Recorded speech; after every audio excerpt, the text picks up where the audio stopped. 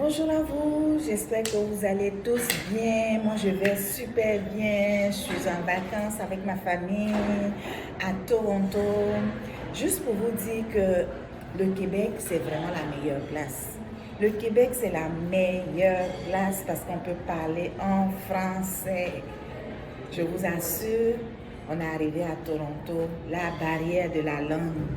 La barrière de la langue, je ne peux pas parler en anglais. Je comprends un peu l'anglais, je comprends un peu, mais j'aurais aimé qu'on me serve en français. C'est une chaîne d'hôtels francophone. Mais à Toronto, ils ne parlent que l'anglais. Il y a juste une seule personne qui parle en français et la personne était déjà partie. Donc là, on nous a parlé en anglais, donner les clés de l'hôtel. Mais je vous assure que j'avais le goût de crier « Ah! Pourquoi ça ?» Mais bref, à Montréal, normalement, les choses sont en anglais, en français. On peut avoir les deux. Quand on va quelque part, par exemple, c'est écrit en anglais, c'est écrit en français en même temps. Mais ici, tout est en anglais. Même les rues, tout est en anglais. Mais bref, c'est ça l'histoire. Parce qu'il faut parler anglais.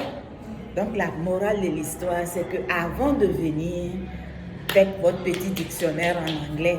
Il faut que vous sachiez les bases. Hi, how are you? Thank you. Toutes ces petites choses-là, il faut que vous le sachiez. Parce que là, même au restaurant, tout à l'heure, en anglais, je veux telle chose. Tout est en anglais. Mais bref, chers amis, sachez parler l'anglais un peu. Juste un tout petit peu. Juste un tout petit peu.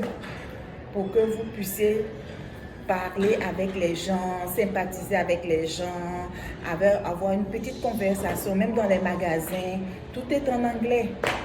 Donc, c'était juste un petit coucou et puis vous dire que je vous aime tous et j'aimerais que tout le monde vienne au Québec, tout le monde vienne au Canada pour changer de vie, avoir pas que vous n'avez pas une belle vie là-bas, non. Mais si vous avez besoin de changer de vie, si vous avez besoin d'être résident permanent, après citoyen canadien, parce que le passeport bleu, il vous permet d'aller partout dans le monde. Vous pouvez aller sans demander de visa pour aller à Paris, pour aller en Chine, pour aller à Turquie, pour aller n'importe où, faire vos business. Donc c'est ça l'avantage quand je vous dis résident permanent après citoyen canadien. C'est ça l'avantage.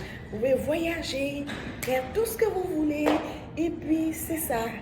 Donc je vous laisse sur ce 2024. Je vous attends. Bye bye.